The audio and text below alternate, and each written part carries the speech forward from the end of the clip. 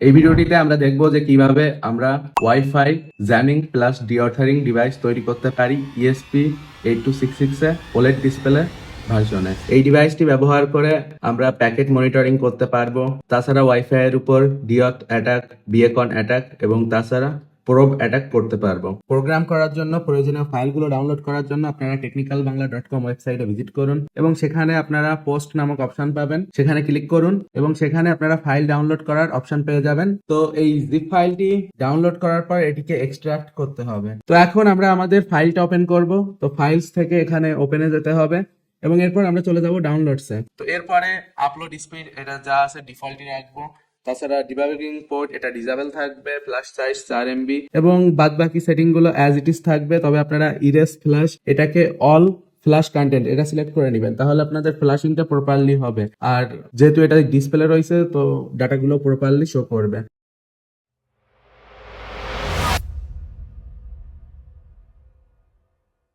তো ফ্ল্যাশ করার পরে আমরা কিভাবে ডিভাইসটি ইউজ করতে পারি এখন সেটি দেখার পালা। তো এখানে আপনারা দেখতে পাচ্ছেন যে 5টার মতো অপশন আছে। প্রথম যে অপশনটি সেটা হলো স্ক্যান। তো এখান থেকে আমরা স্ক্যান করতে পারবো। তো প্রথমে আমরা স্ক্যানিং করব। তো 7 এটাকে সিলেক্ট করলাম। তো এখানে স্ক্যানিং এ বেশ কতগুলো অপশন আছে, access point plus station scanning এর, তাছাড়া শুধু অ্যাক্সেস পয়েন্ট স্ক্যানিং এর। তো আমরা প্রথম অপশনে যাব এবং সিলেক্ট করব।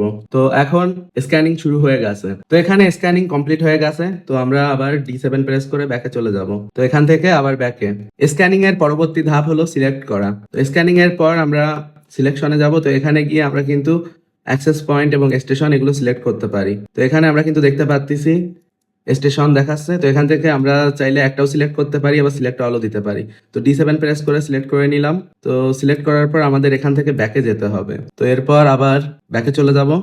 তো যেহেতু আমরা প্রথমে স্ক্যান করেছি এবং তারপর সিলেক্ট করেছি, এখন অ্যাটাকিং এর পালা। তো আমাদের যেতে হবে অ্যাটাকের উপর। এখান থেকে অ্যাটাক সিলেক্ট করে আমরা অ্যাটাকিং করতে পারবো। তো এখন আমরা অ্যাটাক মোডে যাব। তো এখানে আমরা কিন্তু বিভিন্ন অপশন দেখতে পাচ্ছি। তো আমরা এখান থেকে সিলেক্ট করার জন্য UI দিয়ে নেভিগেশন করে সিলেক্ট বাটন প্রেস করলে কিন্তু সেটা সিলেক্ট হয়ে যাবে। তো আমরা একসাথে এই জায়গায় কিন্তু 3টাই সিলেক্ট করে নিলাম।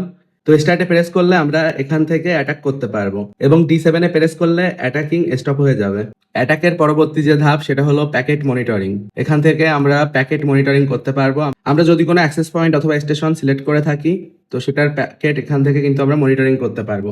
কি কি প্যাকেট সেটা থ্রু রান হচ্ছে সেগুলো দেখতে না পারলেও প্যাকেটের স্পিড এবং ফ্রিকোয়েন্সি দেখতে পারবো। এখান থেকে ব্যাকে যাওয়ার জন্য D7 প্রেস করলাম। আর সর্বশেষ যেটি সেটি হলো কোলাক। তো এখানে গিয়ে আমরা আসলে কোলাক ডিসপ্লে অন করতে পারবো। এখান থেকে সময় দেখা যাবে, এছাড়া তেমন কিছুই হবে না।